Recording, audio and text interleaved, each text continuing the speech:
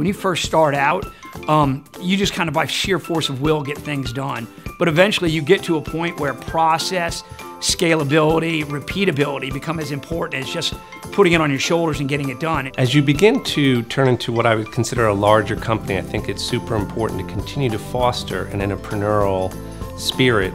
We actually have to work very hard to make sure that we have the right things in place, not to break, but it still is a fun, fast, agile family place. Best advice I received was start every day answering the following question: what will make this an effective day? When our people are unconsciously competent, they don't have to necessarily think about what they're doing, they do it because they've practiced. There are events and projects happening at Barron Zweig Leonard that move so quickly. We want to make sure that people understand what's going on, but it's a challenge for us to keep pace with social media because we have so many things that are happening as we grow so quickly at our law firm. When we first started, we had this spirit that we were going to go after everything. We used a real shotgun approach, and that's been refined over the years, so we're much more precise in the things we want to do, and the agencies we want to work with, and the clients we want to work with. It's a cliche to say don't be afraid to fail. But the fact is the process of entrepreneurship is trying different things and most of them don't work. The good news is you only have to be right once.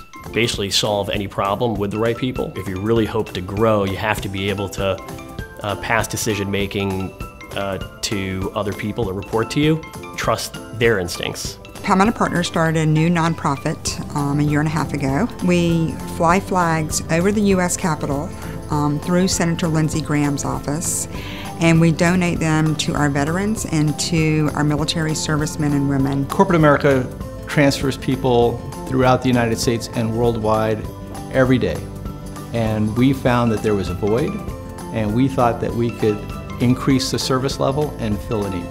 Companies get bigger. Sometimes they take on organizational arrogance. Sometimes they get lazy. Sometimes there's excess capacity that's not being properly utilized. But if you kind of breathe that message down, I think you can keep that out for a long time and operate kind of in an entrepreneurial mindset. The way that my team and I make sure that we're marching to the same beat of the drum is that we go and do a half-day leadership offsite twice a year.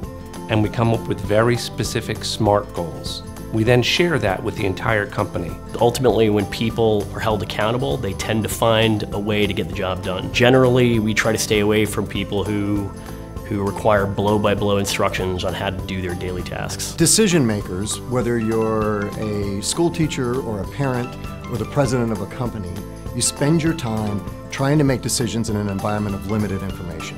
The more information you have, the better decisions you can make. So I think one of the most exciting things about growing quickly is to deploy new and creative projects in areas, to get out there on the street and get out on Front Street with the companies to make sure that we find new ways to help them grow and flourish. The biggest thing I had to learn is I don't have to do it all. I want to be very hands-on, but I also want to make sure that everybody is complete. Everybody has every bit of information that they need to be successful. We continue to foster a mindset of a spirit of growing and doing innovative things by continually challenging our folks to bring innovative and creative ideas forward.